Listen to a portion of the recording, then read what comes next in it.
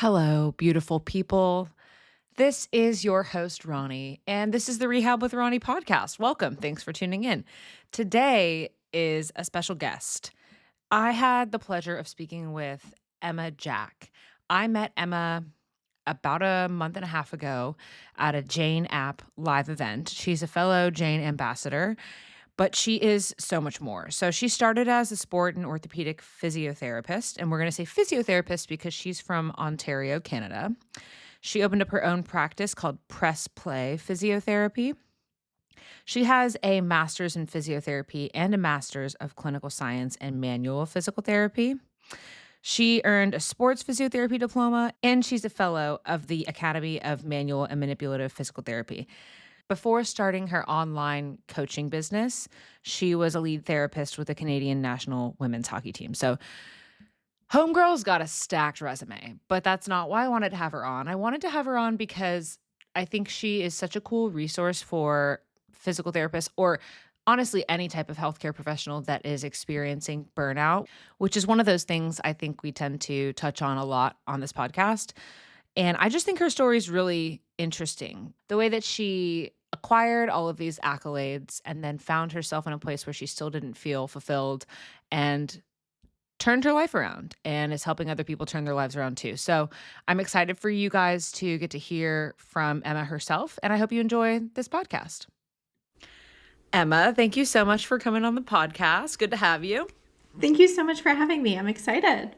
Yes, same. Before we started recording, I was just saying how I love having people on that I've previously met. And Emma and I met like a little over a month ago at the Palm Springs live event for the Jane app. She is also a Jane ambassador. But you can tell them a little bit more about what you do. Yeah, so I am a physical therapist by trade and practice like a baby amount these days, but I still am practicing. But the majority of work I do these days is with fellow clinicians. So whether it be PTs, chiro, osteo, and helping them find more joy in not only their practices, but also just in life. Whether that's through business development, whether that's through personal development. Really, I went through a massive period of burnout in my career and was able to turn it around for myself. And so to be able to do this work for other healthcare providers is just so meaningful and fulfilling for me now. Can you talk a little bit about the burnout piece? Because I think that's just one of those words that's thrown around so much, especially in the PT world. Like I think anybody has the risk of becoming burnt out no matter what you do as a career, but most especially in the physio world if you're in Canada or the Yeah. physical therapy world if you're in the United States. But what did that look like for you, and when did you realize that it was time to make a change?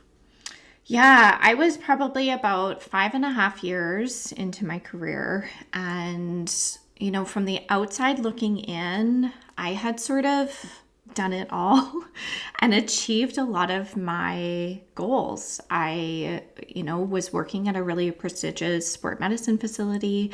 I was traveling the world with Canada's national women's hockey team. I had all the credentials behind my name. I had even done another master's degree in physical therapy. And I think I had thought like every step along the way as I like got another accomplishment or got another opportunity that I was going to feel better in this work or I was going to feel more confident. And I just remember sort of in this phase, I had just graduated my second master's degree in physical therapy. And it was a Sunday night, and I just had this like overwhelming Sunday scaries, which ended up in a panic attack. And I remember being in our living room and running into our bathroom and just hitting the floor and not being able to breathe and just feeling like, oh my gosh, like this is not it. Again, from the outside looking in, I had done everything, but I would just felt so empty. I was so stressed and in my head about every client encounter. I was starting to resent clients. I was just feeling, like a lot of pressure going into work. And I didn't even really want to be a PT anymore. And that's when I knew, okay, something has to switch here, because this should not feel this way. And I really had to do a lot of unpacking to recognize how I had got there, and just as much work to figure out how to get out of it. How to dig yourself out of that hole. I Yeah. remember feeling similar, probably about a year into practicing. I was literally losing sleep over thinking about patients that I was going to be seeing the next day Yeah. and knowing that I was going to be seeing them with other patients also at the same time. And just trying to come up with a plan, trying to come up with what I'm going to say, already playing out conversations I was going to have in my head, and also replaying ones that I had had that day, making sure that I was covering all the bases that I possibly could with the limited amount of time and resources that I had. So I feel you on that. I think it's unfortunately very common, but I think it's also hard to your point, work yourself out of it once you've gotten into it. So how did you start to make steps to change? Yeah, I think, I said this on Instagram last week, like burnout to me is not a personal failing. Like it's not that you or I like just aren't built to hack it. It is the byproduct of culture and systems and structures, and some of the systems within just healthcare in general, whether I'm in Canada, you're in the US, there are just these things that we are forced, or often feel like we're forced to deal with, and like you said, seeing multiple patients at a time that just don't make it easy to do our job with the integrity and the way we want to. So I just like to remind people of that first. If somebody's out there and they're in a stage of burnout, like this is not a you problem. Think of it like a systemic problem that's affecting you. Right. Right. But yeah, for me, it really came back to I had to reflect for myself on what would make it possible for me to stay in this career. I started to write a list of my non-negotiables. If I'm going to continue to be a physical therapist, these are the parameters. And it was not like an overnight thing, but over time, I just started to change my practice and structure my practice such that it met my needs first and then clients' needs.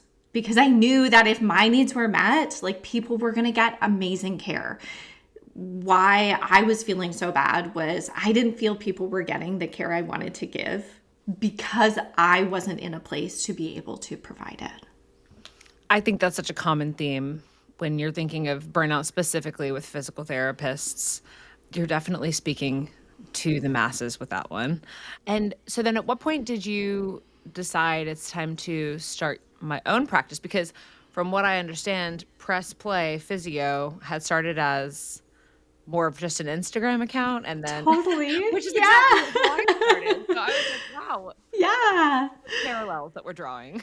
Yeah, so I mean it's funny to look back on it and to think about it, but I really started my Instagram. So, if I think about that panic attack, that first panic attack I had, that was probably April of 2017.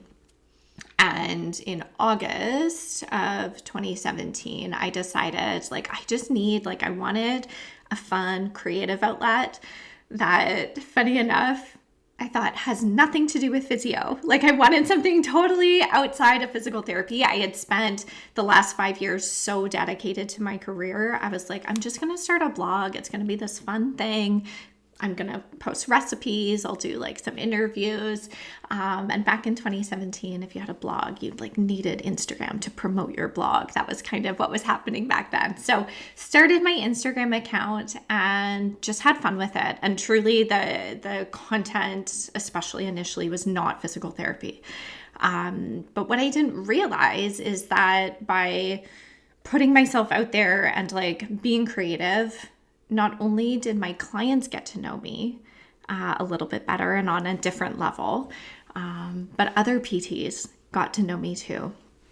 And, in that process, I started having people call the clinic requesting me. And my schedule was getting filled with people who were like very much like me. Like they loved my date square recipe, and they also loved this restaurant that I talked about on my blog. And like they were just, very similar. And so they were selecting me as their therapist because we knew we vibed. Mm-hmm. And I saw how much easier my job got because I was just being like, I was putting out this like bat signal as to like who I was, and the right people were attracted to me. And then eventually I was like, man, all of these people are calling this clinic and asking to work for me. And then I'm giving a massive amount of money back to this clinic. Why don't I just do it on my own? Like I have the people. And so it was really that whole process that gave me the confidence to say, you know what, I think like I've built this caseload and I'm going to take it from here. And so that was kind of like the next iteration. And that was not instantly. That was probably about 18 months after I had started my blog. I opened my clinic under the same name, Press Play.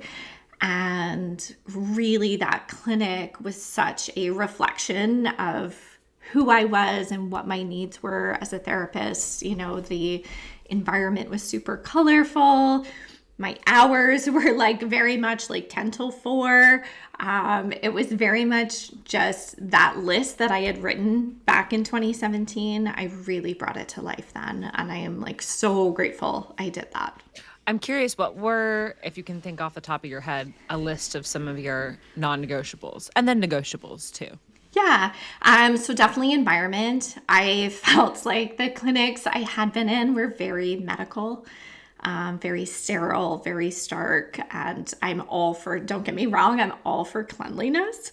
But they just had no personality. And, this is a space I was spending 8 hours minimally every single day, and it just felt uninspiring to me. I'm a huge environment person. My environment really matters, and so I really wanted to curate an environment that was fun and felt good to be in. Like it's always my greatest pleasure if somebody comes into my space and is like, oh, I just like want to hang here. Like that was that was the best. So a really fun environment that I wanted to be in. Lots of natural light, plant life, lots of color. The natural light portion is huge because Yes. I remember like accepting my first job, and I had been in that clinic and there were windows, and I was like, okay, love this. We will be able to see outside.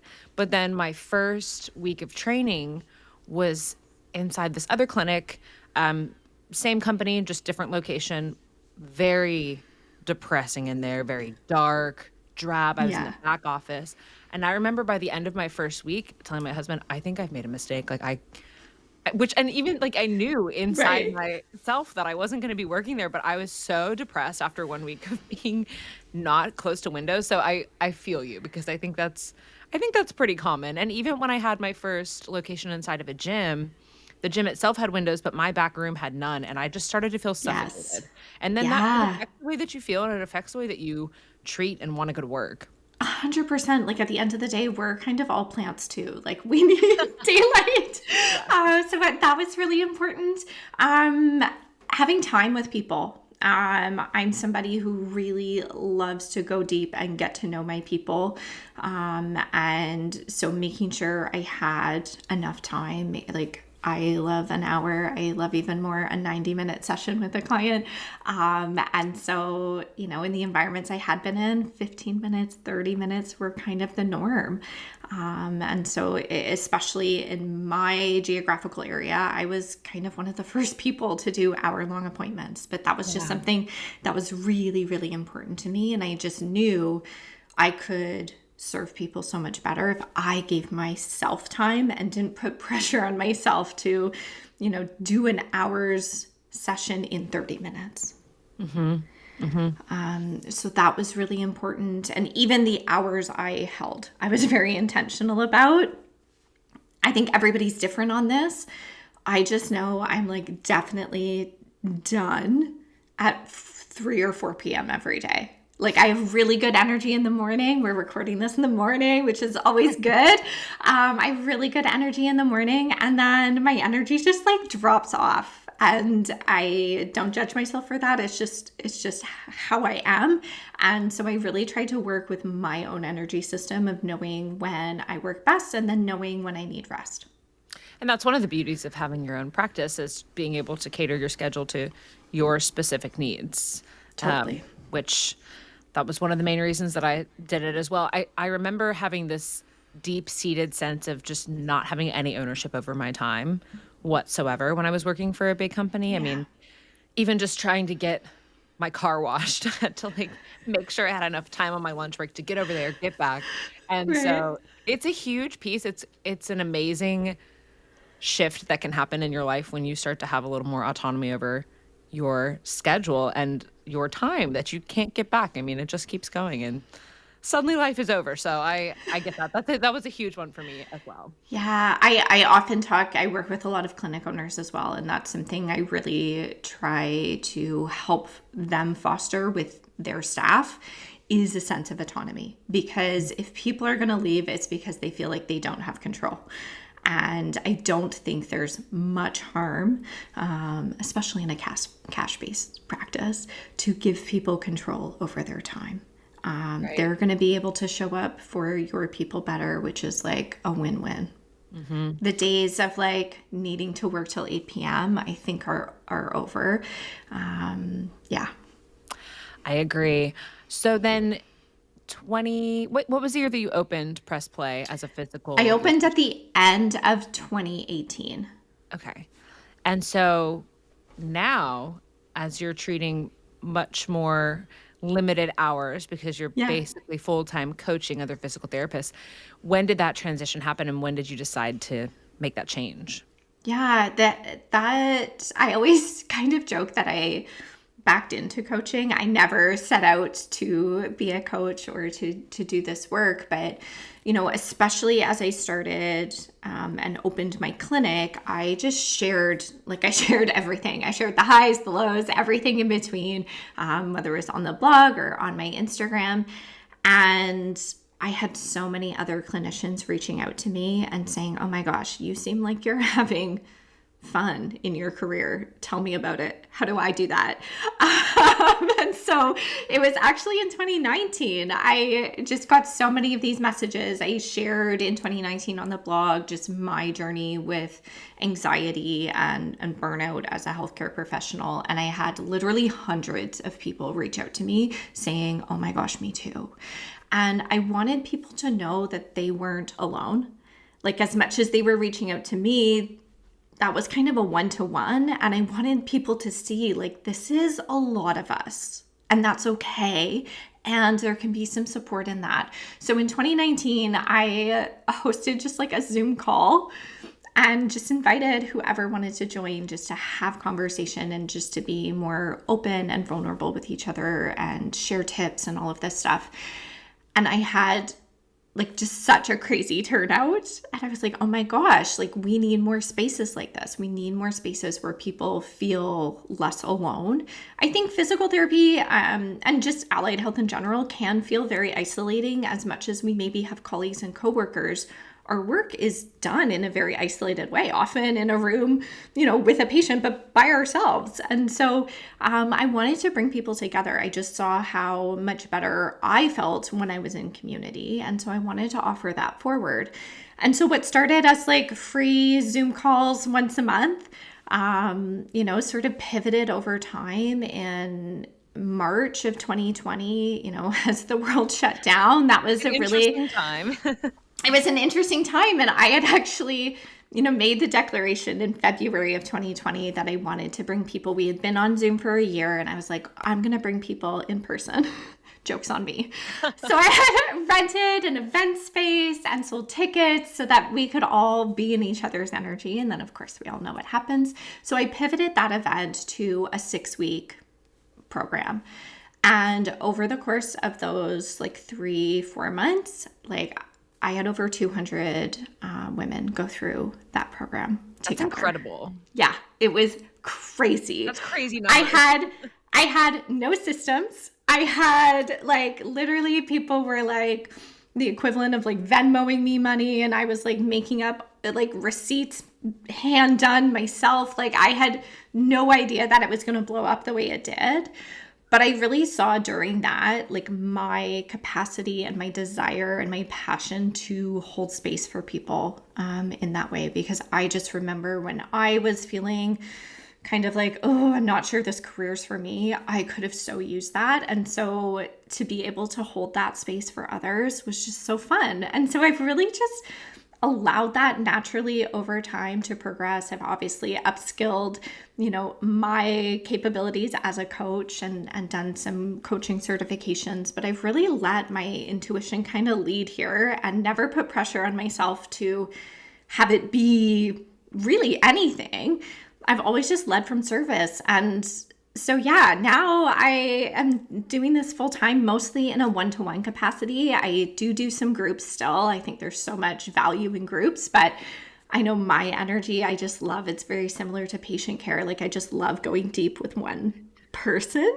Yes. Yeah. And not a lot of people are offering one-to-one coaching. And that's something that I've benefited so much from myself.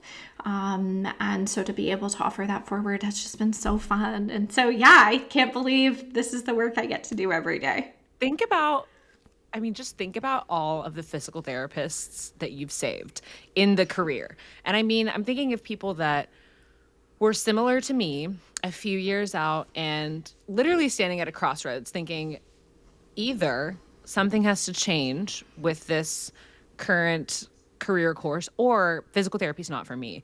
And I'm just thinking Yeah. of a lot of people that I know that have tried PT for a couple of years, got burnt out, and then decided, I guess it's just not for me. Like, I guess I just wasn't supposed to Yeah. do PT in the first place. And I think that you're doing the Lord's work by showing people that there is another way and you can create a list of non-negotiables and create your own environment and make a different life for yourself. It doesn't have to be the way that it is.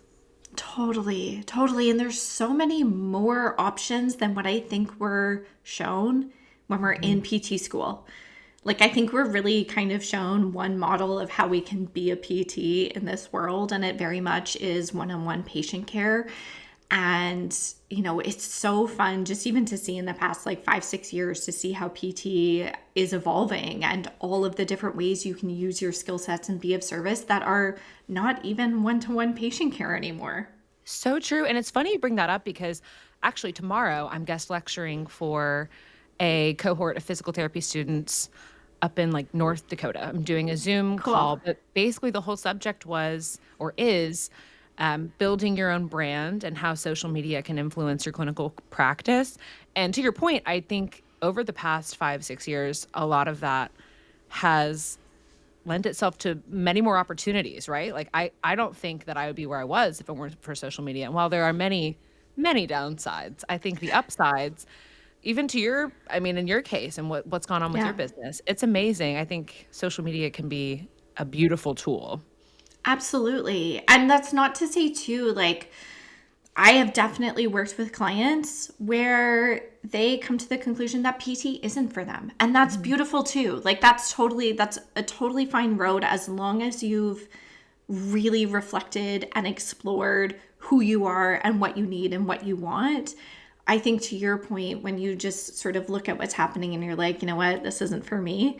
I think there's too many untapped places. Right. There's layers to it. There's layers to it. And I know for me, like I had so many personality traits and just like things about me that I needed to work on within myself.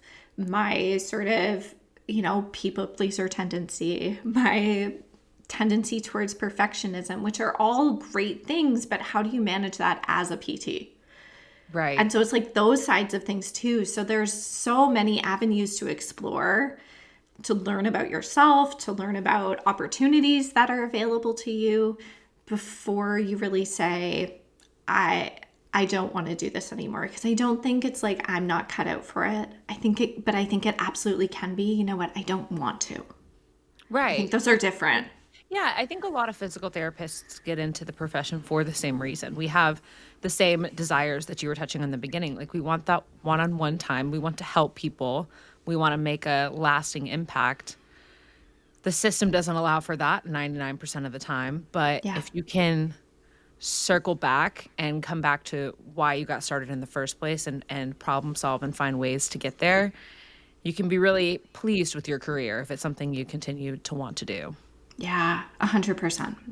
It sounds like so there's a lot of different coaching programs out there. I've been exposed to a lot of them, but yours seems different in that it looks like you go more into personal development and it's very clinician centered and you go on retreats. It sounds like you just do a lot of extra fun things. So how is Yeah. yours different compared to the typical maybe not one-on-one coaching program for PTs? Yeah, I think I maybe, and I think all are necessary and great and good. This is not to, point fingers and say anybody else is doing For it sure. wrong. But I think for me, it is so important, like, all great if, we 10x and multiple locations and like we check those quote unquote success boxes. But what I really care about for the person I'm working with is like, how does your life feel? How, like, are you waking up excited for your day? And so I always call myself kind of a life coach for business. Like, I really don't care about the numbers until I know how you're doing. Yeah. If you're doing great, then yeah, we can look at some other things. But I think it's so important that we're sort of looking at this from a life perspective and not just from a business perspective. And so that's why so much of my work is one on one, because what everybody wants and needs in their life is different. And who am I to dictate what you want and need? It's not my job. It's my job to hold space for you to come to your truth and what's authentic and real for you. And I just think, some of these, yeah, fun elements that I get to bring in, it's because we are most ourselves, we are most alive, we are most clear when we are having fun. When we're trying something new, when we're stretching ourselves, when we're growing, when we're laughing, when we're allowed to be silly. I just remember that feeling of pressure I was putting on myself and all of the shoulds and the have tos and how daunting that all felt. And I wasn't making good choices from there. Once I, in that stage of burnout, I sort of skipped this part of my story, but I ended up taking 6 weeks away from clinic. And I traveled alone to Scandinavia. Like, I literally Googled safest place to travel alone, and Google told me Scandinavia. So I went to Iceland, Denmark, Sweden, and Norway. That's incredible. And it was awesome. I just let myself be me and remind myself of like who I was outside of being a clinician. I had got so wrapped up in my identity and ego as a PT, I had forgotten who I was. And like being on that trip, that's where press play comes from. I came back and I was like, I just like need to live a little. I need to have more fun. I need to feel alive again. And so to be able to create spaces where I can remind other clinicians about who they are and their capacity for joy is, yeah, it's obviously really fun for me, but I think it is actually something that's super transformative. And it kind of goes back to your point where if you're not necessarily, and I think you said it in different words, but working on yourself and you're not good, the business will suffer too, right? So Totally. yeah, prioritizing whatever it is that's important to you, whether that is making 10x the amount of money or working exercise back into your life or spending more time with your family. I think it's important to remember that nobody else is really telling you what to do. And that was a big mental shift that I had to make because I had felt all of these external pressures from lots of different facets of life, like, oh, I have to do this and I have to do this. But when Yeah. you really take a step back and zoom out, no one is actually telling you what to do. Like, you are the ultimate decision maker Yeah. and you can change the course at any point. Like, I remember driving to work on a Monday, having a similar like Sunday scaries Yeah. situation as you and being like, I could just turn this car around. Like, I don't even have to go. People would be upset and I don't want to burn Right. any bridges, but I could do it. And Totally. just keeping that little mental tidbit in the back of your mind, like no one's really dictating your life except you. And that can be really empowering if you think about it in a positive way like that.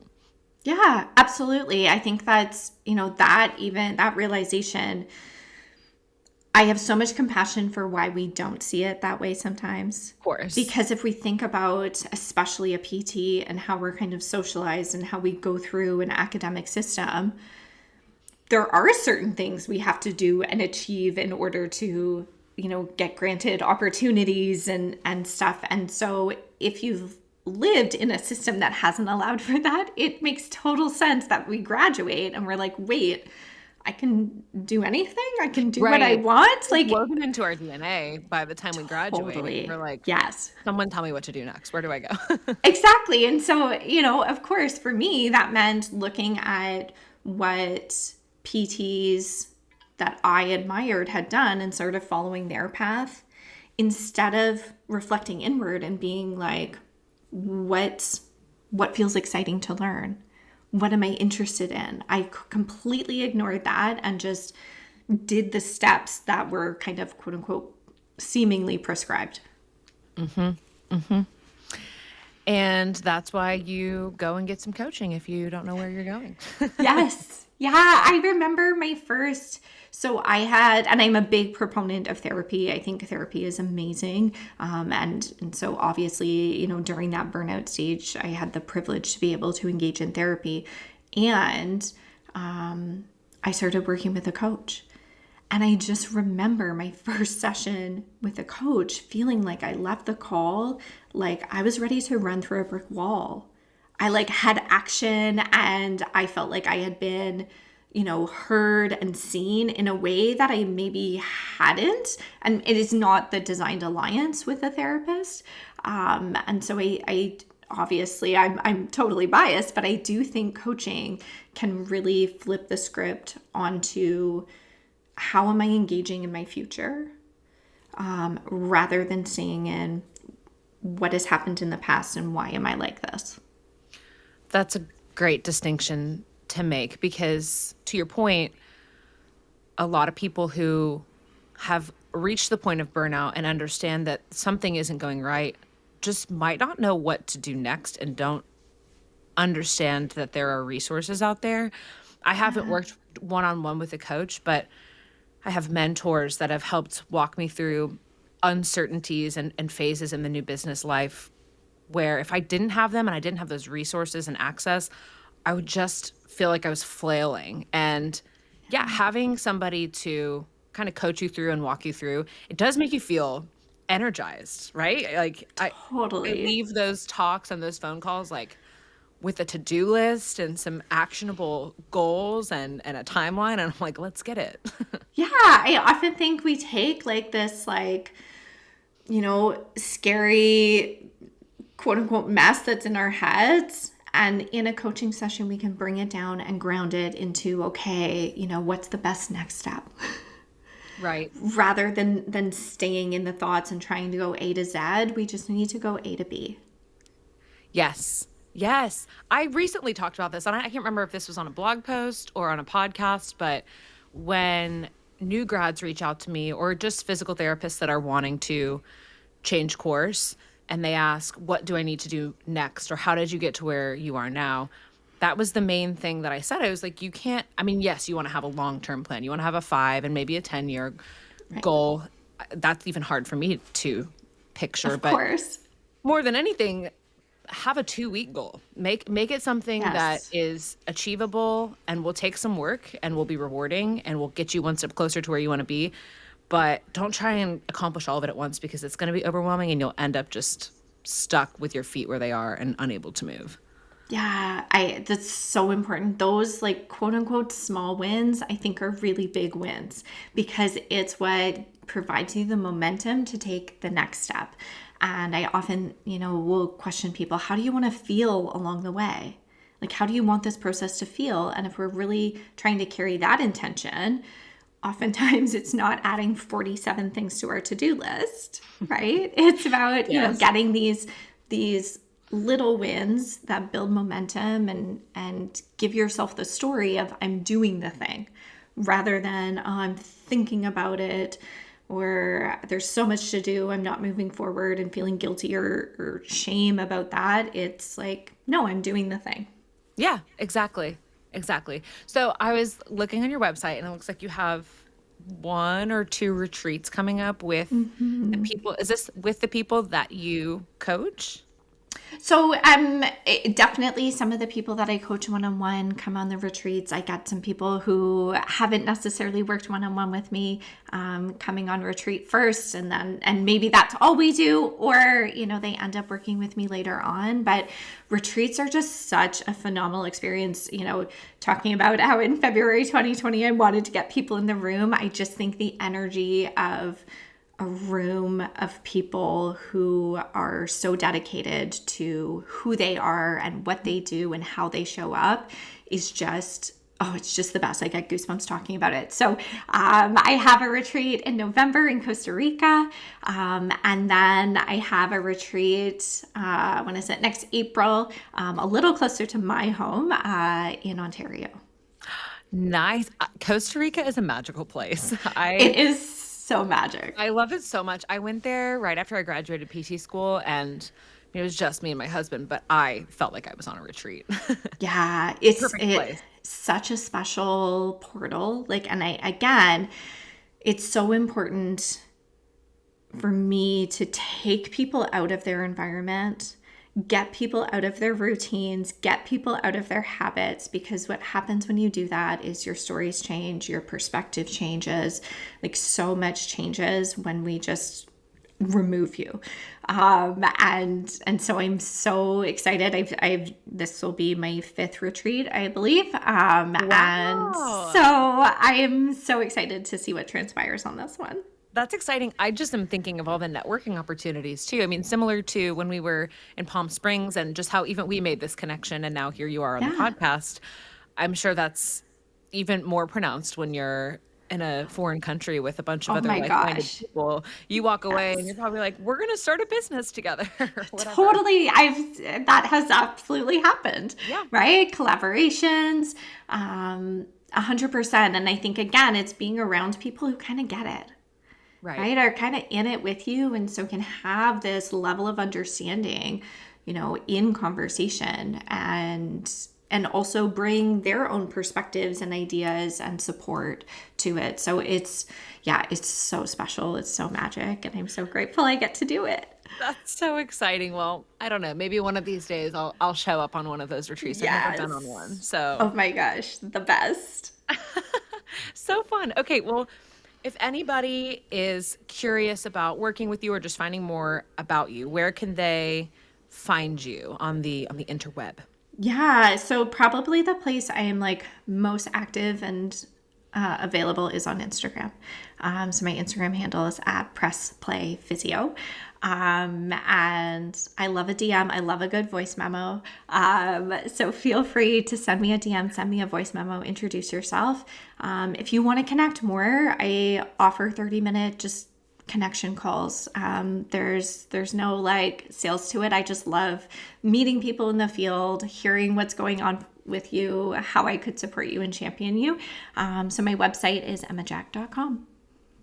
Emma, thank you so much for coming on. I think everybody's going to love to hear from you and they're going to be excited to follow and just learn more about what you're doing because you're doing great things. Aw, thank you.